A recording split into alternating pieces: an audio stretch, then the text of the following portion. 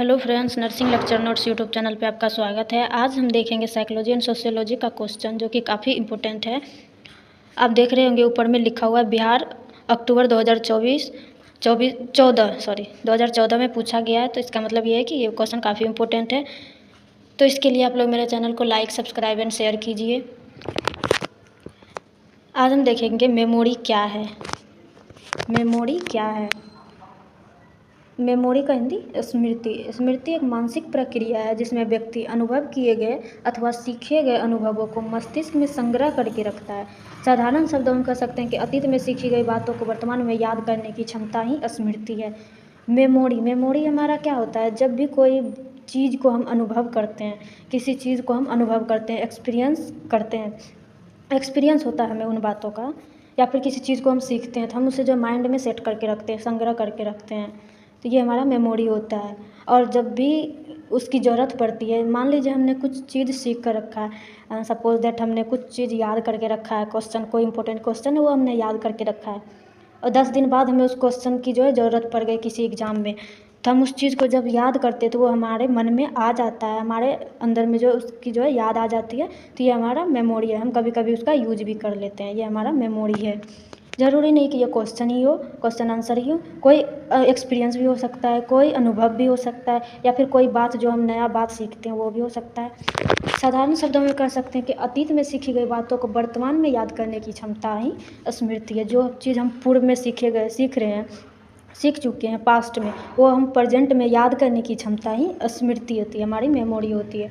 विभिन्न मनोविज्ञानी ने इसे निम्न प्रकार से परिभाषित किया है।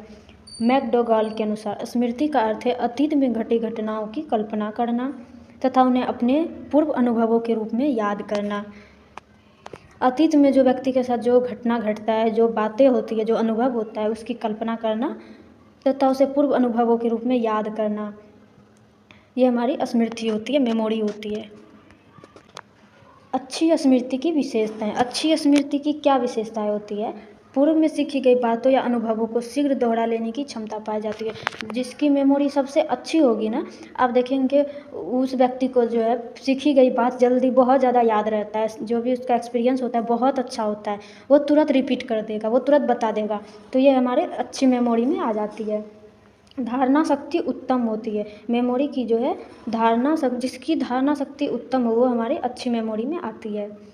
अतीत में सीखे गए अनुभवों की स्पष्ट पहचान होती है। पास्ट में हम जो भी चीज़ सीखते हैं उसका जो है अनुभवों की स्पष्ट पहचान होती है। परिस्थिति एवं समय के अनुसार शीघ्र ही अनुभवों का पुनः स्मरण कर लेते हैं। अभी हमने बताया जो भी अच्छी स्मृति होती है, अच्छी मेमोरी होती है, उसे जो है प्रेजेंट में आप कभी भी याद करने की कोशिश करेंगे, कभी भी आप उसे चेतन मन में लाने की कोशिश करेंगे तो वह आ जाता है। तो ये हमारा अच्छी स्मृति, अच्छी वाली स्मृति होती है। आगे हम देखेंगे फॉरगेटिंग। मेमोरी देखा हमने, मेमोरी का जो विशेषताएं होती है वो देखा। अब हम देखेंगे फॉरगेटिंग, भूलना। फॉरगेटिंग का मतलब भूलना। भूलना क्या होता है? मनुष्य अपने जीवन काल में अनेक अनुभवों से गुजरता है, जिनमें से कुछ अनुभव तो व्यक्ति की मेमोरी में अस्थायी रूप से संग्रहित हो जाती है। आप लोग देखते होंगे व्यक्ति का जो जीवन काल होता है, जीवन काल में अनेक अनुभव व्यक्ति को होता है और उसे अनेक अनुभवों से गुजरना पड़ता है। बहुत सारे ऐसे अनुभव होते हैं जिसे व्यक्ति को लाइफ टाइम तक याद रह जाता है, और कुछ ऐसे अनुभव होते हैं जो व्यक्ति को जो कुछ समय के लिए ही याद रहता है।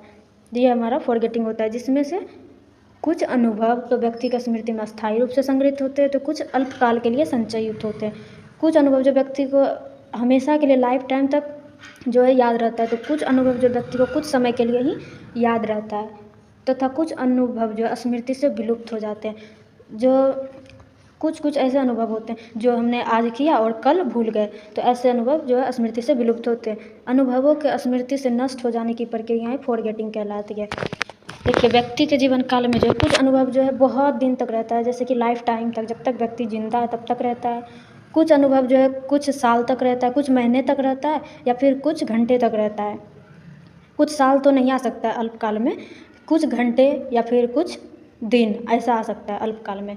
और जो अनुभव जो व्यक्ति में विलुप्त हो जाते हैं, उसे कभी याद ही नहीं आता है, तो ऐसे चीज़ को जो है हम फॉरगेटिंग कहते हैं, विस्मरण कहते हैं, भूलना कहते हैं। विभिन्न मनोवैज्ञानिकों ने इसे निम्न ढंग से परिभाषित किया, और भी जो वैज्ञानिक है इसे और भी ढंग से परिभाषित किया है। मन के अनुसार विस्मरण का अभिप्राय धारणा की असफलता या ग्रहण की गई सामग्री की पुनः स्मरण की असफलता है। भूलना क्या है? भूलना जिस चीज़ को हम कोई अनुभव हमने किया था वो हम भूल गए। इसका सीधा सा मतलब ये समझिए, विस्मरण का अभिप्राय धारणा की असफलता या ग्रहण की गई सामग्री, यानी जो भी हम चीज़ को सामग्री को सीखते हैं, जो भी बात सीखते हैं, उनके पुनः स्मरण की असफलता, उस चीज़ को याद करने में हम असफल हो जाते हैं, तो ये हमारा होता है विस्मरण। अलग अलग मनोवैज्ञानिक ने जो अपनी मर्जी से जो दिया है। अब हम देखेंगे इंग्लिश एवं इंग्लिश के अनुसार पूर्व में किसी सीखी गई वस्तु के संबंध में विस्मरण वह अस्थायी या अस्थायी हानि है जिसके कारण पुनः स्मरण, पहचान या कार्य करने की योग्यता समाप्त हो जाती है। पूर्व में सीखी गई विस्मरण अस्थाई, इसने कहा विस्मरण अस्थाई भी है, मतलब कि लाइफ टाइम तक भी रह सकता है, और अस्थाई जो कि कुछ दिनों के लिए रह सकता है। एक हानि है अस्थाई या अस्थाई हानि है विस्मरण, जिसके कारण पुनः स्मरण मतलब फिर से याद करने, पहचान या कार्य करने की योग्यता समाप्त हो जाती है। आगे हम देखेंगे स्मृति को प्रभावित करने वाले फैक्टर। स्मृति को जो है, मेमोरी को जो है क्या क्या फैक्टर प्रभावित करता है जिस कारण से जो हमें वो चीज़ याद नहीं रहती है। तो हम देखेंगे स्मृति की प्रक्रिया को कई स्थितियां प्रभावित करती है जो निम्न है। स्मृति सामग्री का स्वरूप। स्मृति सामग्री का स्वरूप का मतलब क्या होता है? व्यक्ति कोई भी चीज़ कब भूलता है? जो चीज़ उसके माइंड में जो है सेट ना हो, मतलब कि जो चीज़ वो अच्छे से नहीं पढ़ा हो वो चीज़ भूल जाता है, या फिर ऐसी चीज़ जिसका जो है लैंग्वेज बहुत ज़्यादा हार्ड हो, ऐसी चीज़ व्यक्ति भूल जाता है। और व्यक्ति क्या चीज़ भूल सकता है? जिस पर व्यक्ति का ध्यान ना हो, ये ऐसा चीज़ व्यक्ति भूल सकता है। तो ये सब जो है प्रभावित करने वाले फैक्टर होते हैं। ये हमारा आता है स्मृति सामग्री का स्वरूप। स्वरूप कैसा है सामग्री का, जो भी बात होता है उसका स्वरूप कैसा है हम आज जानेंगे। स्मृति सामग्री की निम्न विशेषताएं स्मृति प्रक्रिया को सकारात्मक रूप से प्रभावित करती है। सामग्री की स्पष्टता, क्लियरिटी ऑफ मटेरियल। स्मृति में लाई जाने वाली सूचनाएं जितनी स्पष्ट होगी स्मृति उतनी ही अच्छी होगी। हमारे मेमोरी में जितनी भी सूचनाएं, जितनी बातें हैं, वो जितना मतलब क्लियर होगी, जितना आसान होगी, जितना स्पष्ट होगी, हमारी जो मेमोरी उतनी अच्छी होगी। अभी मैंने बताया किस चीज़ को व्यक्ति ज़्यादा दिन तक याद रख सकता है, किस चीज़ को व्यक्ति भूल जाता है? जिस पर ध्यान ना हो, जो थोड़ा हार्ड हो, जिसका लैंग्वेज थोड़ा हार्ड हो, जो चीज़ हमें समझना है वो चीज़ हम लोग जो है जल्दी भूल जाते हैं। लेकिन कौन सी चीज़ हमें याद रहती है? तो जिस चीज़ की जो है बात स्पष्ट हो, कोई भी सूचनाएं स्पष्ट हो, क्लियर हो, आसान भाषा में, वो चीज़ जो है हमें लाइफ टाइम तक याद रहती है। उत्तेजना की तीव्रता, इंटेंसिटी ऑफ एक्साइटेशन। तीव्र उत्तेजनाएं जैसे तीव्र प्रकाश, अत्यधिक सौंदर्यता या अत्यधिक कुरूपता दीर्घकाल तक स्मृति में रहती है। तीव्र उत्तेजनाएं में हमारा आ जाएगा तीव्र प्रकाश, बहुत तेज प्रकाश, अत्यधिक सौंदर्यता। मान लीजिए कोई लड़की है जो बहुत ज़्यादा सुंदर है, बहुत ज़्यादा, कहीं 100 लड़की है किसी कॉलेज या किसी स्कूल में, एक लड़की उसमें से बहुत ज़्यादा सुंदर है, हम लोग जो है उस लड़की को लाइफ टाइम तक याद रख सकते हैं। और अत्यधिक कुरूपता, और एक ऐसी लड़की है जो बहुत ज़्यादा सबसे खराब है, मतलब खराब नहीं, सबसे ज़्यादा कुरूप है, मतलब सुंदर नहीं है, तो ऐसी लड़की और बहुत ज़्यादा सुंदर लड़की जिसमें अति लगाव, अत्यधिक सुंदर, अत्यधिक खराब, इन दोनों लड़कियों को जो है हम ज़्यादा दिन तक याद रख सकते हैं। उसके बीच में जो आती है उन सबको हम कम समय याद रखते हैं, उसका तो नाम भी भूल जाते हैं। लेकिन ऐसी लड़की जो बहुत ज़्यादा सुंदर हो, ऐसी लड़की जो बहुत ज़्यादा जो है सुंदर नहीं हो, बहुत ज़्यादा कुरूप हो, तो इन दोनों लड़की को जो हम लाइफ टाइम तक याद रख सकते हैं। तो यह हमारा होता है उत्तेजना की तीव्रता। उत्तेजना की अस्पष्टता, अस्पष्ट उत्तेजनाएं मस्तिष्क में अधिक देर तक नहीं टिकती है। अस्पष्ट, जो बातें स्पष्ट नहीं हो, जो सामग्री स्पष्ट नहीं हो, वो जो हमारे ब्रेन में वो सब चीज़ ज़्यादा देर तक नहीं टिकती है, वो जल्दी ही डिलीट हो जाती है। स्पष्ट चित्र या पुस्तक में मोटे अक्षर में लिखा गया वाक्य अधिक दिनों तक स्मृति में बना रहता है। हम लोग देखते हैं जो भी चित्र होता है, किसी व्यक्ति का चित्र, कोई मेरा फेवरेट चीज़, कोई भी फेवरेट इंसान का चित्र जो हमें जो है हमेशा याद रह जाता है। और जो बुक में जो हेडलाइंस लिखे होते हैं वो आप देखेंगे और सब के तुलना में हेडलाइन हम लोगों को बहुत जल्दी याद हो जाती है। तो ये सब जो है ज़्यादा दिन तक जो है स्मृति में बना रहता है, हमारी मेमोरी में बना रहता है।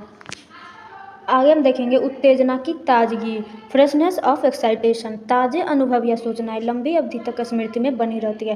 ताज़े अनुभव का मतलब ताज़ा मतलब तुरंत किया हुआ अनुभव या सूचनाएं लंबी अवधि तक, लॉन्ग टाइम तक तो जो है हमारे मेमोरी में बनी रहती है।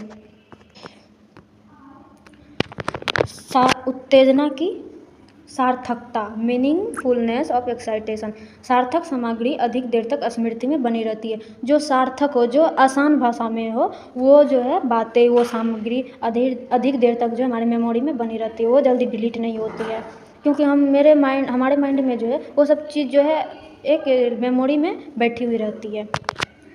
उत्तेजना की अवधि, ड्यूरेशन ऑफ एक्साइटमेंट। उत्तेजना का समय, अवधि का मतलब समय। अधिक समय तक रहने वाली उत्तेजना कम समय तक रहने वाली उत्तेजना की तुलना में स्मृति में अधिक समय तक रहती है।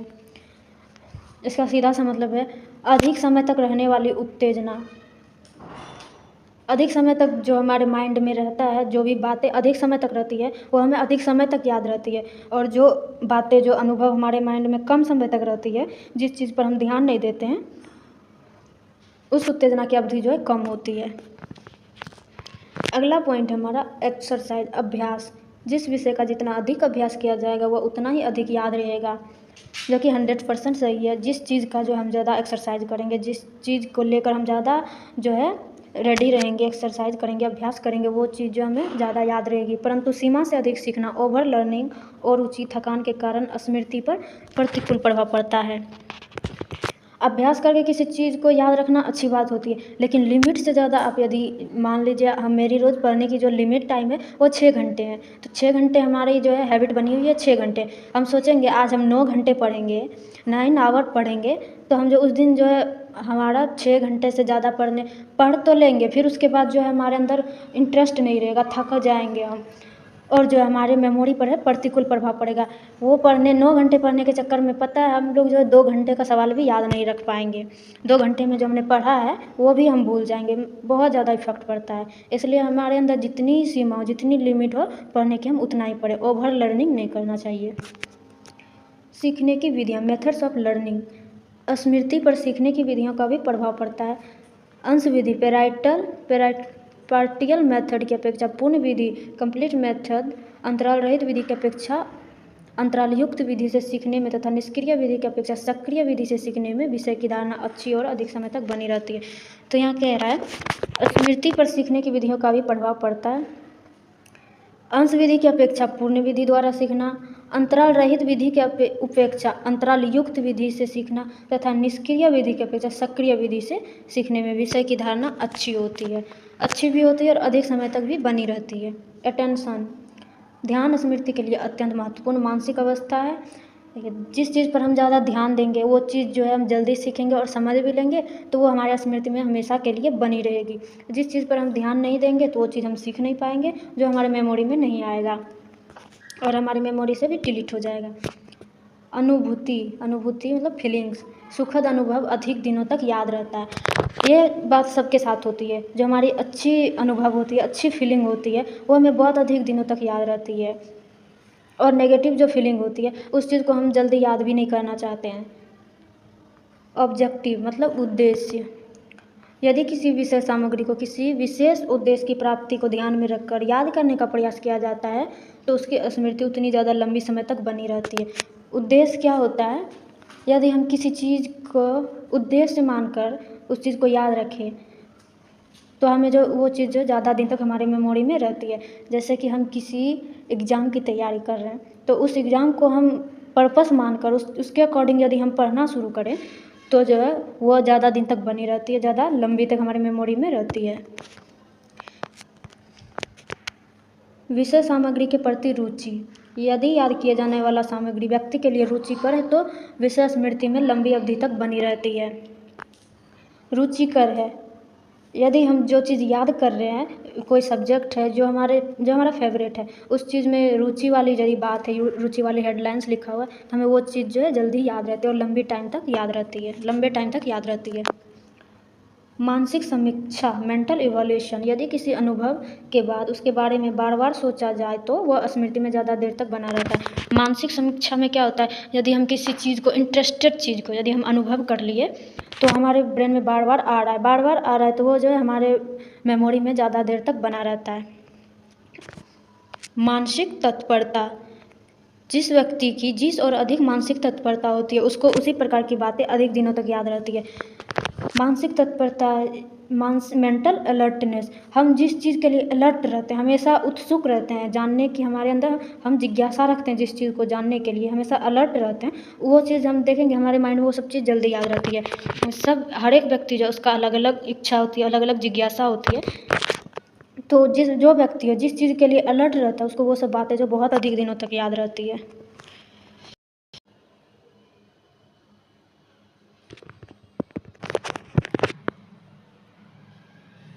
प्लीज़ आप लोग मेरे चैनल को सब्सक्राइब कीजिए और ज़्यादा से ज़्यादा शेयर कीजिए। आज के लिए इतना ही। कल हम मिलेंगे अपने अगले टॉपिक के साथ, psychology, sociology and fundamental of nursing subject में। इसलिए प्लीज़ आप लोग मेरे चैनल को सब्सक्राइब कीजिए।